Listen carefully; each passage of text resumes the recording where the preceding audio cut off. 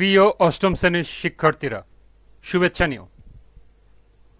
আজকে আমি তোমাদের 2025 সালের বাংলা বিষয়ের নতুন বই সাহিত্য কণিকা থেকে গদ্য 12তম অধ্যায় গণ অভ্যুত্থানের কথা এর কর্ম অনুশীলনের সমাধান করে দেব।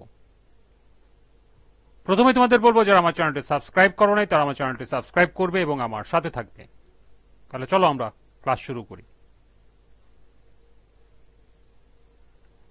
গদ্য 12তম অধ্যায় কর্ম অনুশীলন। ক, তোমার জানা কোন শ্রমিকের অত্যাচারিত জীবনের একটি কাহিনী লেখো। অর্থাৎ তোমার পরিচিত কেউ অথবা তোমার পাড়া প্রতিবেশী বা তোমার আশেপাশের যদি কোনো শ্রমিক থেকে থাকে, তার অত্যাচারিত কোনো জীবনের যদি কাহিনী তোমরা জানো, তাহলে তা এখানে লিপিবদ্ধ করতে হবে। তো চলো এখন আমরা এর সমাধান দেখে নিই।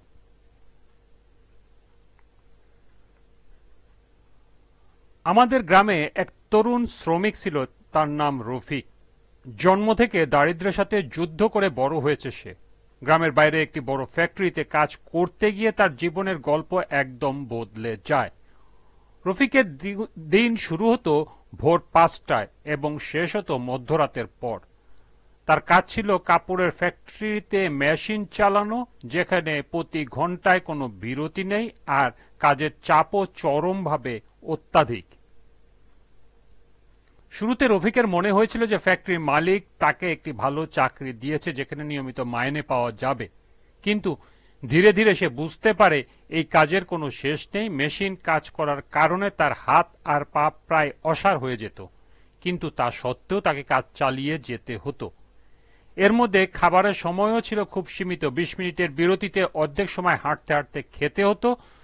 যদি কোনো কারণে সে বিরতি নিতে চাইত, তবে মালিকের কাছ থেকে শুনতে পেত তিরস্কার আর ক্ষোভের কথা। একদিন রফিকের হাত গুরুতর আহত হয়ে যায়, কিন্তু ফ্যাক্টরি কর্তৃপক্ষ তাকে ছুটি দেয়নি এবং চিকিৎসার জন্য সহায়তা দেয়নি। তাকে 1 সপ্তাহ পর কাজে ফিরতে বলা হয়েছিল। 1 সপ্তাহের মধ্যে আবারও কাজ শুরু করার পর তার ক্ষত নিরাময় না হওয়ার কারণে মেশিনে কাজ করতে গিয়ে আরো কিছু সমস্যার সম্মুখীন হতে হয়। এরপর রফিক বুঝতে পারে তার জীবনের মূল লক্ষ্য আর সুখী হওয়া নয়, বরং প্রতিদিন বেঁচে থাকার জন্য সংগ্রাম করে যাওয়ার চেষ্টা করা।